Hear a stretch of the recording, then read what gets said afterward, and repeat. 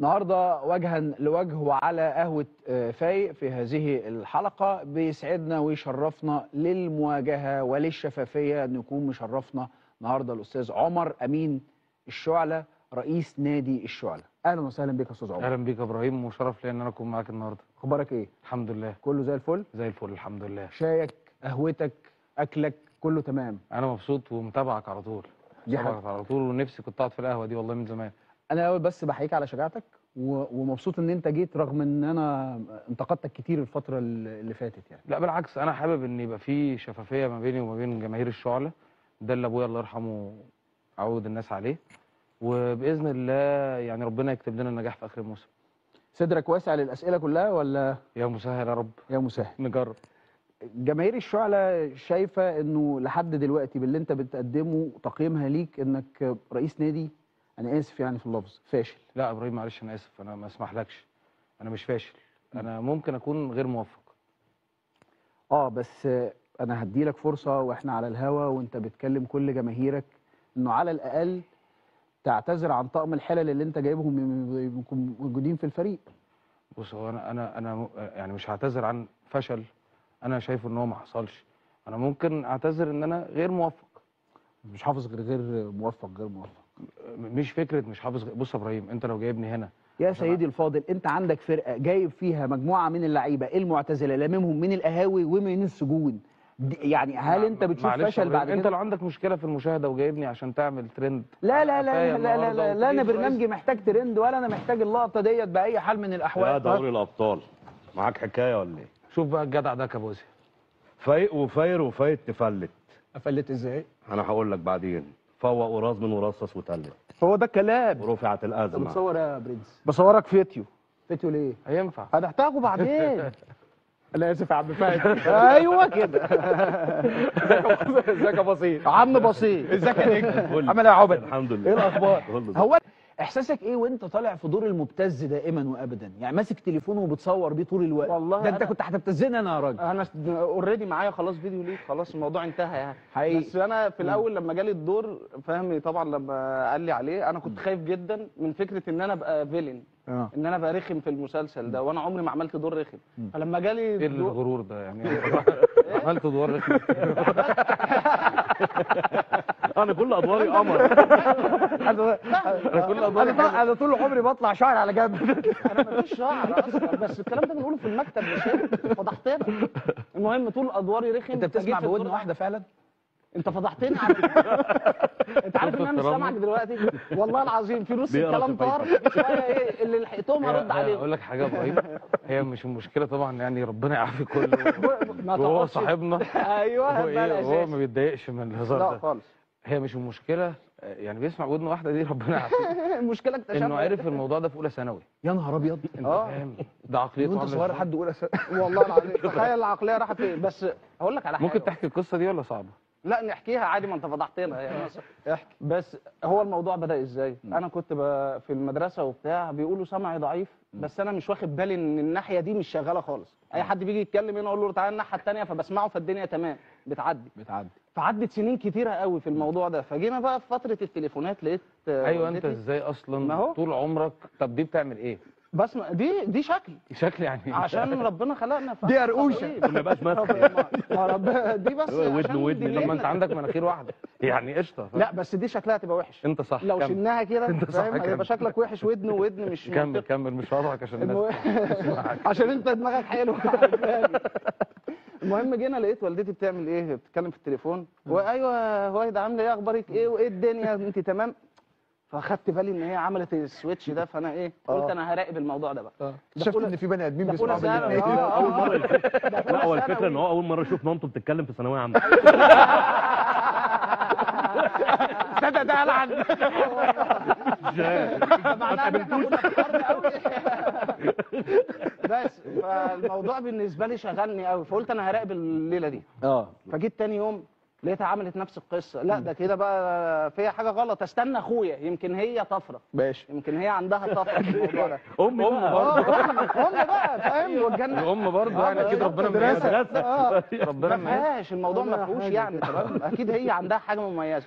فاستنيت اخويا فلقيته عمل نفس القصه، فتاني يوم بقى قمت مستني دول افنجرز دول 3 ايام والله 3 ايام والله 3 ايام الموضوع شاغلني ومكسوف اقول لحد، يعني مكسوف اروح لاصحابي اقول لهم يا جماعه هو انتوا بتسمعوا بالودنين؟ يعني الاثنين شغالين عادي ولا تمام؟ المهم جيت بقى في يوم من الايام بقى اخر يوم ده استنيتها، فلقيتها عملت ايه، ايوه مش عارف مين اخبارك ايه وايه الدنيا، وقلت لها بس استني، انت لما قلت لها عامله ايه وعملت الناحيه الثانيه سمعتي الحمد لله كويسه وكملتي بقى الكلام؟ قالت لي اه. قلت لها طب ثواني، الو ايه عامله ايه؟ مفيش حاجه. بقول لك عامله مفيش حاجه. قالت لي يعني ايه مفيش حاجه؟ قلت لها اقسم بالله ما في حاجه الناحيه الثانيه دي خالص. قامت قايله لي خالص يا مصطفى مفيش حاجة؟ خالص. قلت لها خالص. قالت لي يا لهوي. قلت لها بتصوتي ليه؟ قالت لي ده انت المفروض تقول لي الكلام ده من بدري. اكتشفت بقى ان هو ايه، عيب خلقي غالبا حاجه كده، فكملت بقى يعني تمام بسمع بس مش وانت قوي. مستلم الراجل وهو بيقول لك انا عندي عيب خلقي. انا دي على راسنا. انما عقليه فنان ما يعرفش لحد اولى ثانوي ان الودنين بيسمعوا. والله العظيم ليا وجهه نظر لو بصيت منها. انت عاجبني دماغك عجباني. المهم الناس تصدقني والله العظيم. اللي هي ايه وجهه نظرك؟ ما فيش اي وجهه نظر في الموضوع غير ان انا غبي. ده عبد الرحمن اكتشف اكتشاف ما حدش اكتشفه خالص. انت اخدت بالك ان الناس حواليك اصلا بتتكلم في التليفون وانت في اولى ثانوي؟ طب انا هقول لك على افيه اعلى، كانوا يجي يقولوني يعني يقولوني في المدرسه من صف لصف على اساس ان انا ما بشوفش مش ما بسمعش، يعني بروح لهم البيت بقول لهم انا ما بشوفش كويس. يا ابني المشكله في السمع يا غبي. كل السنين دي انت بتحل الموضوع غلط. لا حول ولا قوه الا بالله. الحمد لله انا مش جاي في مأساويات على فكره. لا ده انت جاي في مأساويات قوي، ده انت خايف عليه ده اصلا. لا لا لا يعني مبتز وبسم الله ما شاء الله. ما بسمعش. ما بتسمعش واقرع يعني فاهم فيها كل العبر. فهمي خلينا اكلمك شويه ونخش في تفاصيل ابن النادي.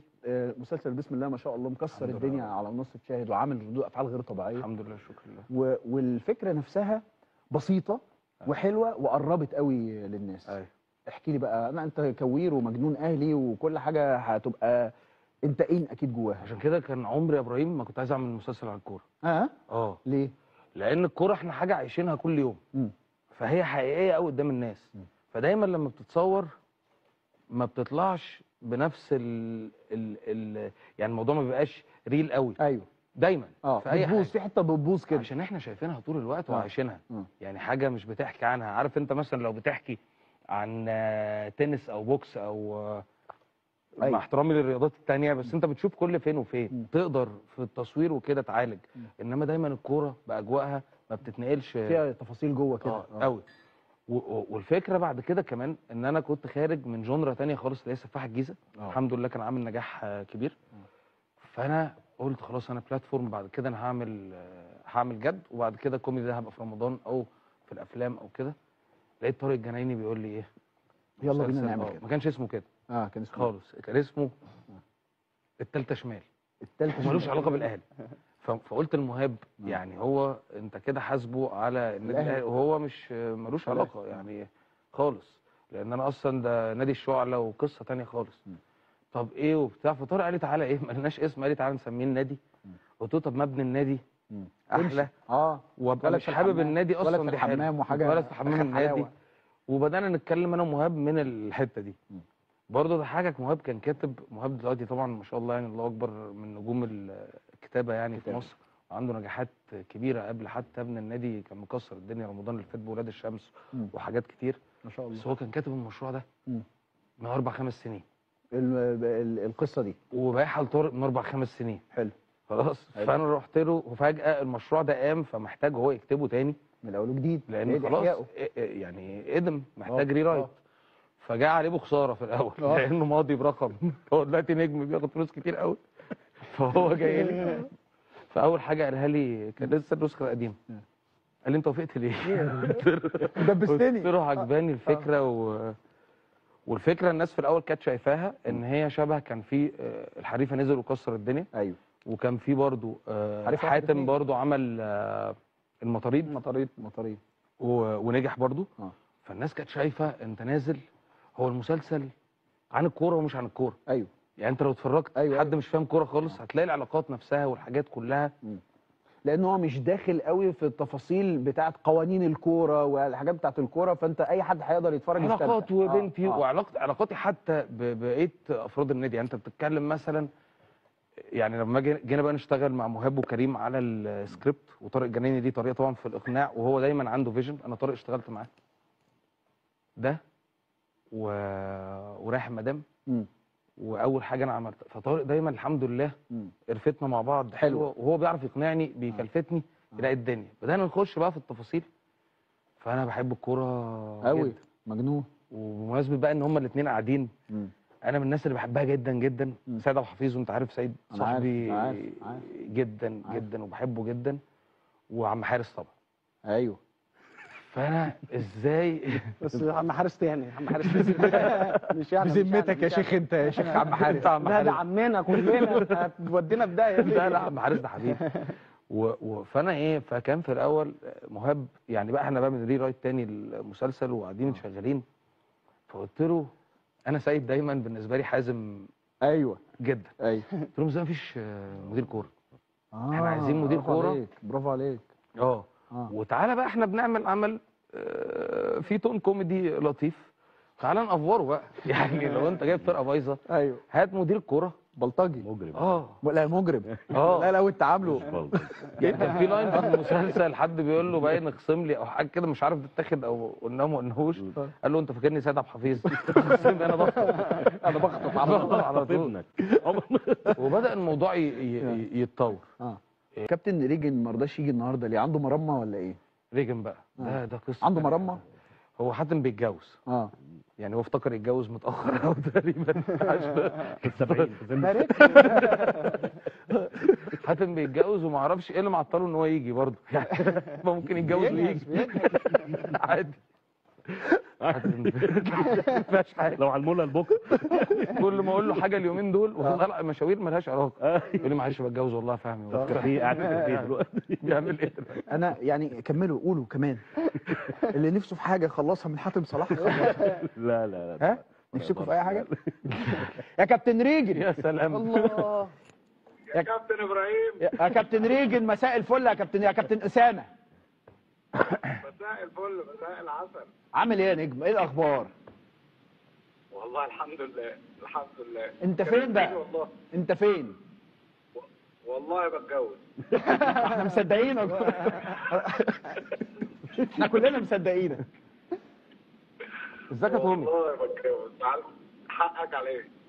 طيب صوته بعيد. الصوت بعيد قوي. انتوا سامعين كويس يا جماعه؟ طب استنى انا عشان بتكلم العربيه. انا والله رايح الحمام دلوقتي. راح فين؟ الحمام؟ ايه هو الحمام؟ راح فين يا اسمعش راح فين يا حاتم؟ ولا انا سمعته ده صح ولا ده ايكو ولا ده النت؟ الحمام فعلا. انت قلت الحمام؟ الحمام بتاع العرسان ده عارفه؟ يا سيدي يا سيدي فهمنا غلط يا سيدي. ماشي اللي هو بيكيسوك وبيعملوا لك حمام مغربي والحاجات دي. ماشي يا دلع. اوعى تلبس باروكه في الفرح.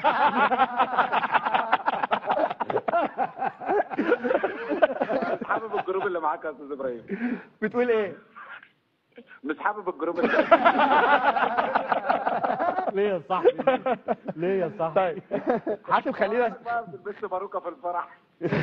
دي كلها مناوشات من مدير الكرة ومن رئيس النادي ومن عامل المهمات للمدير الفني، يعني كلها في اطار الدراما. زمالة. في اطار الدراما والزمالة.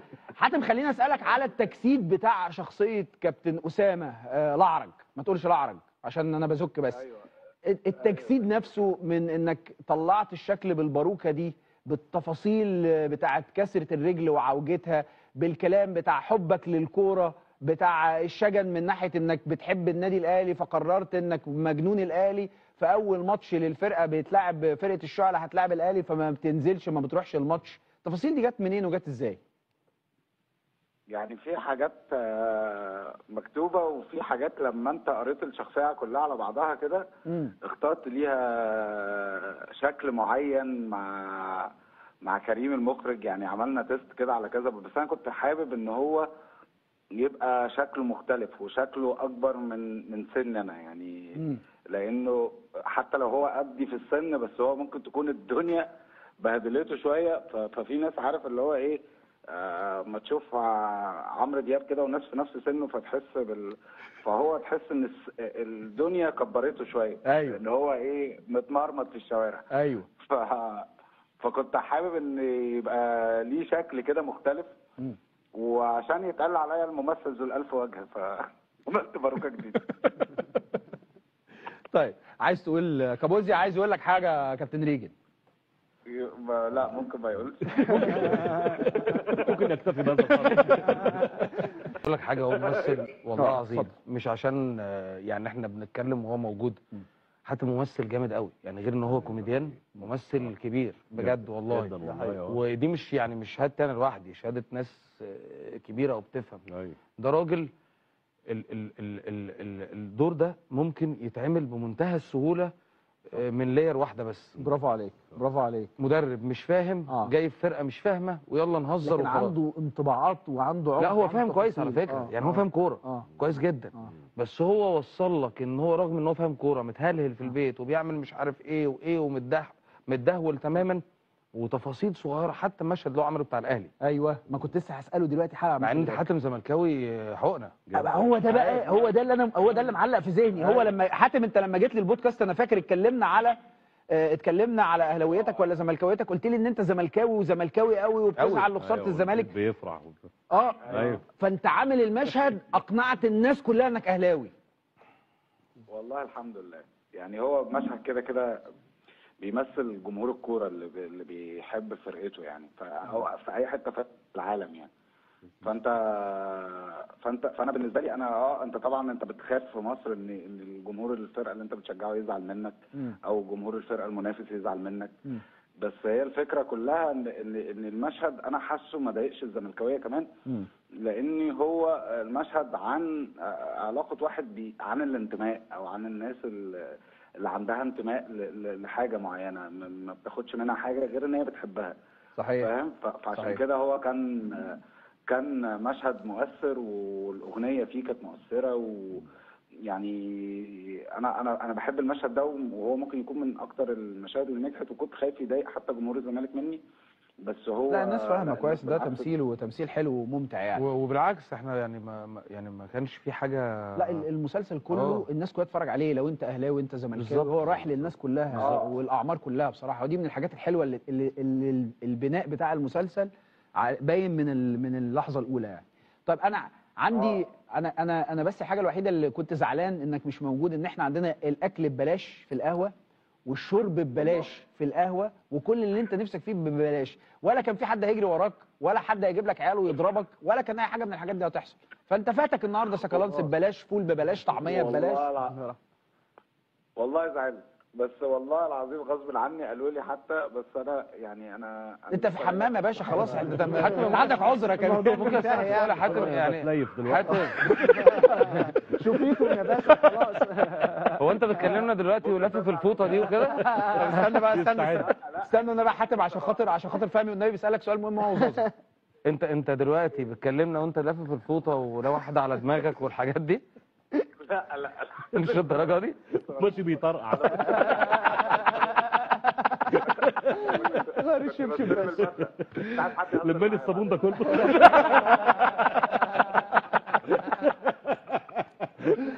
حاتم انا بشكرك شكرا جزيلا، شرفتنا ونورتنا، ومبروك مليون مبروك، ربنا يتمم لك على خير يا رب ان شاء الله باذن الله، ويرزقك الخير وسعه الرزق ان شاء الله باذن الله. ان شاء الله. بشكرك شكرا جزيلا حبيبي يا تومي، الف مبروك يا حبيبي. بحبك يا فهميكو حبيبي واخويا والله، وربنا عالي. حبيبي يا تومي، مبروك يا قلبي. مبروك يا صاحبي. عقبال اللي جايه ان شاء الله. حبيبي مع بعض على طول يا صاحبي. حبيبي يا رب اللهم امين. لك عبد الرحمن، اتفضل.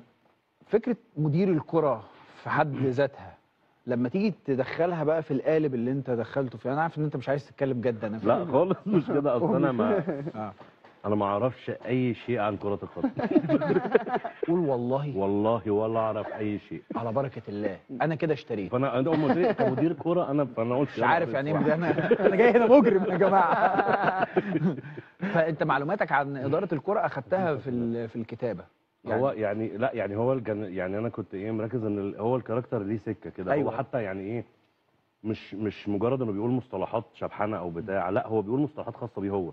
يعني خاصه بطريقه تفكيره هو، يعني كان بيطفش الباب وهو معتقد ان هو كده بيزغزغه. أيوة. مش عارف يعني هو عنده شويه افكار كده قال لها انا رايدك. رايدها. جبت الكلمه دي منين؟ رايدها. ما هو خد بالك هو برضه شويه مثقف. آه. يعني هو كابوزيا شويه عنده سيكه ان هو مثقف يعني فاهم. هو فاهم كده. هو متخيل أيوة كده. هو فبيقول حاجات ان هي يعني مجرد ان هو بمصطلح لغه عربيه ده تمام، وهو بيقولها كده عادي، مش ان هو قاصد يبين انه لا هو المفروض ان انتوا فاهمين اللي انا بقوله ده. يعني اكتر حاجه مخليك مستمتع في المسلسل ايه؟ اكتر حاجه يعني احيانا انا مثلا من احلى الحلقات اللي انا بعملها الحلقات اللي بتبقى فيها حاجات سخنه كده، مواقف صعبه. بحب الحلقات اللي من النوعيه دي. انت اكتر مناطق حبيتها ايه في المسلسل؟ يعني مش فاهم ده كان يعني كالناس اللي شغالين او لا الدور نفسه، يعني بناء الدور نفسه من الاول اللي هم بيتعرفوا عليك وبيقدموك لرئيس النادي لحد الفكره بتاعت انك خلاص دخلت جوه الفريق. مش عايز احرق بقى احنا لحد الحلقه اللي احنا وقفنا ايوه فيها. بالظبط. ايه اكتر حته كانت عاجباك بقى خلاص الشخصيه فيها اتبنت وانت بدات تستمتع بيها؟ بص هو انا يعني ايه ببتدي احس اطمن شويه يعني ما بطمنش قوي كده لغايه اخر لحظه. ماشي. بس ابتدي شويه اطمن مع الشخصيه لما ابتدي يبقى انا ملامحها تتحدد في دماغي. يعني انا ممكن اقعد مثلا اول اوردرين يعني ايه لسه الحاجات بفكر فيها برصها، عندي شويه افكار لسه ما جمعتهاش. فشويه خلاص بيبتدي الموضوع كله يتجمع في دماغي، فببقى عارف هو بيتكلم من اي منطلق، بيعمل ايه ما بيعملش ايه الكلام ده كله. بس والله ما يعني مش بقول لك كده مبالغه، هي كل ايام تصوير مسلسل حلو دي بتبقى قرف برضه. لا يعني انا بيفرق معايا الروح في المكان اكتر من الحاجه. يعني انا لو في مكان حلو جدا والروح فيه وحشه ما بحبش اكون موجود فيه. طاقه بالظبط. انا ده بالنسبه لي ده اللي بيخليني يعني ببقى مرتاح وبنشتغل وبننبسط ده بقى له علاقه بالايه؟ المنتج بيدفع كويس ولا المخرج بيريح الناس ولا بطل العمل مريح وعايز الناس كلها تتبسط؟ يعني والله دي حاجه انا على طول بتكلم جميعهم صحيح. للاسف هنقول الحقيقه. انا من كام يوم لا من كام يوم والله قلت له طارق الجنايني معاه على التليفون. يبقى طارق الجنايني والله العظيم انا يعني هو الموضوع على فكره من كذا حته والله يعني بجد يعني فهمي عسل جدا في الشغل ومفيش حبيبي والله ده انت وكلامات حسب كبرت المشروع ونجحته حبيبي. يعني عادي يلا المشهد يطلع حلو. مش مهم عند مين، المهم المشهد كله يطلع حلو، الدنيا تبقى شكلها حلو، الموضوع لذيذ جدا. مفيش ما تحسش ان في حواجز في الشغل او واحنا قاعدين بعيدا عن الشغل او الكلام ده كله. وكريم يعني اولا بني ادم شاطر جدا،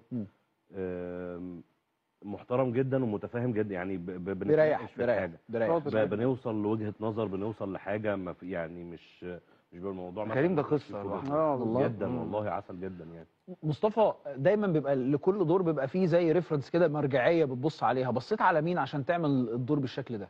بصيت على عم حارس بجد والله.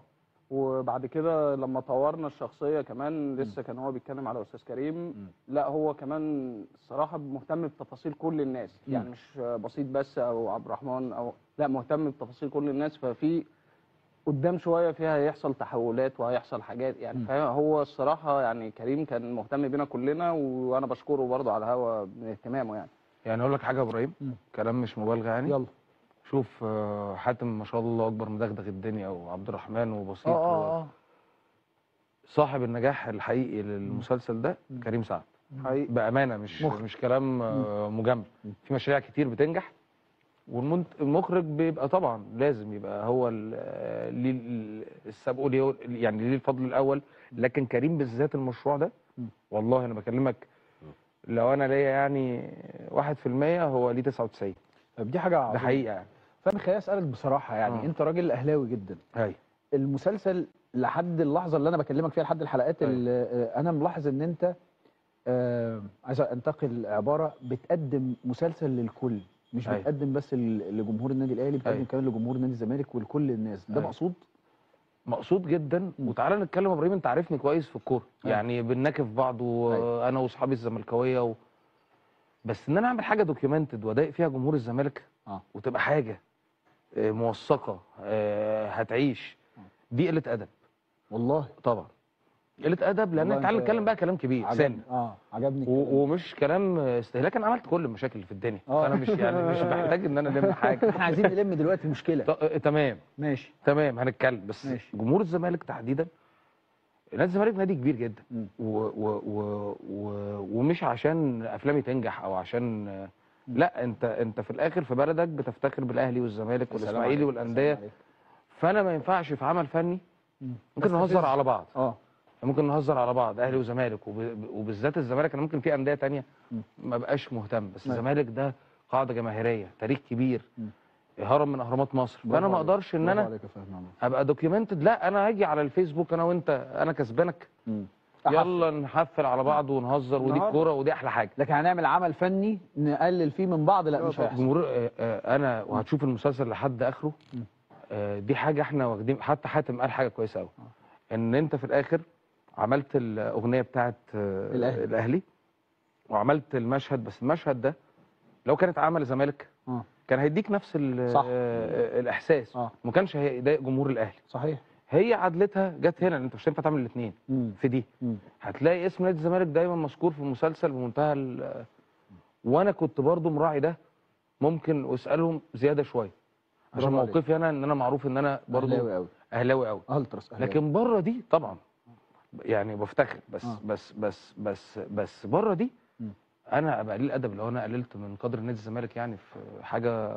طب انا بحييك والله على حبيبي يا ابراهيم على الكلام المحترم ده، لانه ده كلام مسؤول. يعني احنا جينا بنتكلم على ان احنا ناس بنعمل فن بجد، فاحنا مش عايزين نضايق الناس، بالعكس احنا عايزين نتبسط كلنا. بالعكس، لا، ونادي الزمالك ده حاجه كبيره، انا افتخر بيها كمصري بقوه وجماهيريه نادي الزمالك وبالاحترافيه اللي انت بتتكلم فيها، فدي حاجه عظيمه. الثانيه بس انا سمعت اخر جزء من اللي فهمي كان بيقوله، وعايز اكد على كلامه.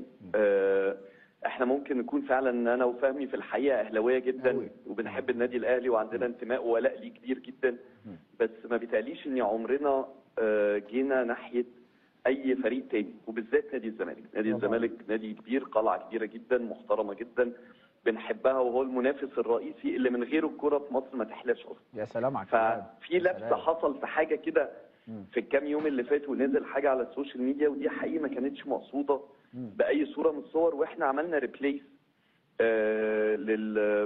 للمشهد ده. فاللي هيتفرج على الحلقه دي، يعني اللي يرجع يتفرج عليها تاني على شاهد بكره او بعده بالكتير، هيلاقي ان اوريدي اتغيرت، لان هي حقيقي صدفه بايخه جدا وغير مقصوده باي شكل من الاشكال يعني. طب ده كلام وبالتالي انا وفهمي بالذات معروفين ان احنا لو في حاجه نقصدها ما بنرجعش فيها، بس دي حقيقي ما كناش ما فيش فعلا يعني. صحيح، لو انت عامل حاجه وانت مقتنع بيها وقاصدها وعايزها، فعايز من وراها حاجه، كنت هتسيبها زي ما هي. لكن اما وانك بتتكلم بالشكل ده دي حاجه تحترم عليها يعني. طيب خليني اسالك سؤال، الرجاله اخذت فلوسها ولا لسه؟ الدفعات لسه ما خلصتش ولا ايه النظام؟ فاضل دفعه في اخر يوم في عرض المسلسل، بس علشان لو احتاجناهم في حاجه ولا بتاع، بس ده لو يدراع بقى نعمل ميكنج. نعمل ميكنج. انا بشكر طارق جدا برضو. طارق من الناس اللي بتشتغل ده جميل بقلب. جميل، انا بحبه على المستوى الشخصي ونفس الشغف. خلي بالك انا وطارق اشتغلنا اول مشروع في حياتي. كنت باخد في الحلقه 300 جنيه. لا والله ده ايه ده كان مشروع ايه؟ انا بقول لك قدامه اهو، وخصم مني حلقتين قبل كده عشان كنت عايز اجيب مجاميع.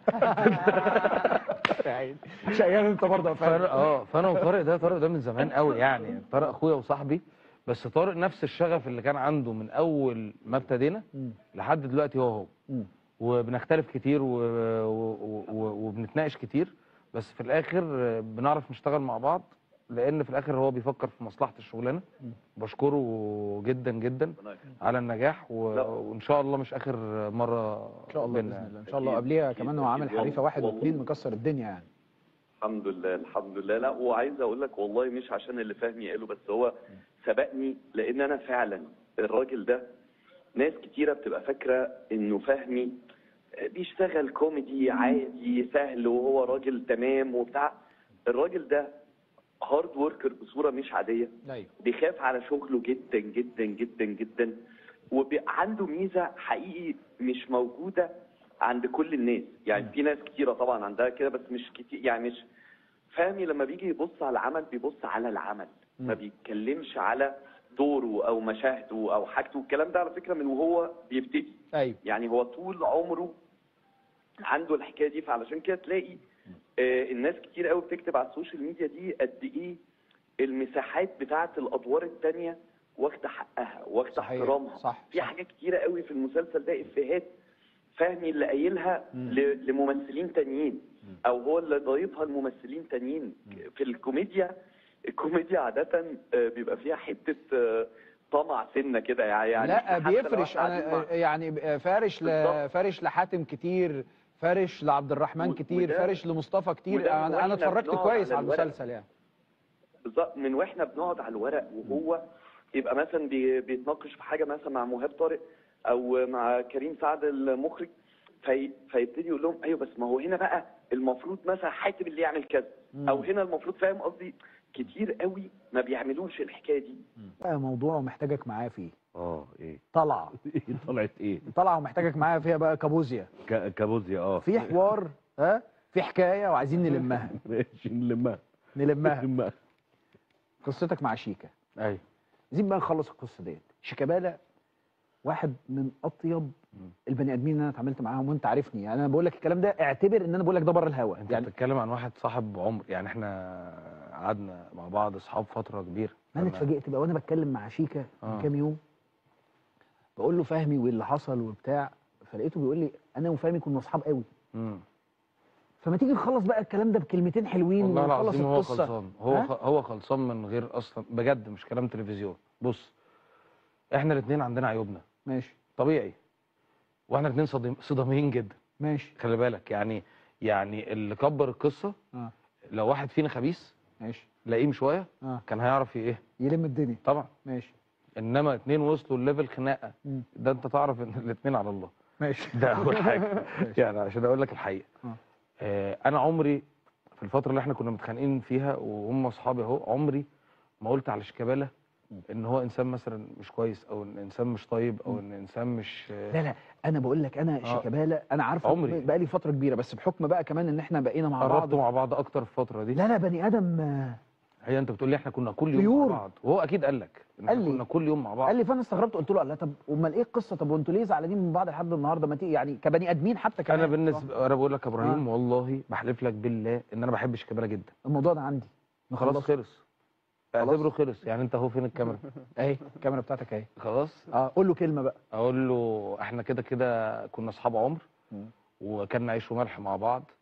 الكوره كلها عامله كده، يعني فيها يمكن ما وزناهاش صح ان احنا نوصل المشكله الليفل على مستوى الميديا، يعني ده مش حاجه ما كانتش صح مني قبل ما تكون منك. وفي الاخر احنا اخوات. والله جميله فعلا. احنا اخوات. جمهور الاهلي وجمهور الزمالك اصلا اخوات. مش عايزين يبقى في ده الفتره دي. وكده كده على المستوى الشخصي والصحاب هو عارف ان انا بحبه، وهو عارف ان انا بشوفه انسان طيب جدا. لو عندي حتى شويه حاجات. هو طيب وانت كمان. يعني ما اقدرش اتكلم عن نفسي. انا اقول انا هو طيب، انا ممكن اكون انا اللي في النص. هو طيب وانت كمان. الشخصيه اللي قدامي انا عارفها كويس، وشيكابالا انا عارفه. وفيما يخصني انا، يعني لو حاجه هو متضايق مني فيها انا شخصيا، حقك عليا، ومش مستني اعتذار يعني انا خالص. سلم عليا بقى حبيبي والله. صاحبك حبيبي. نقوم نحضن بعض. تعالى ومش تعالى. ما لقيته جاي بقى. انا قلت انت جاي معايا. الناس اللي روحها حلوه دي.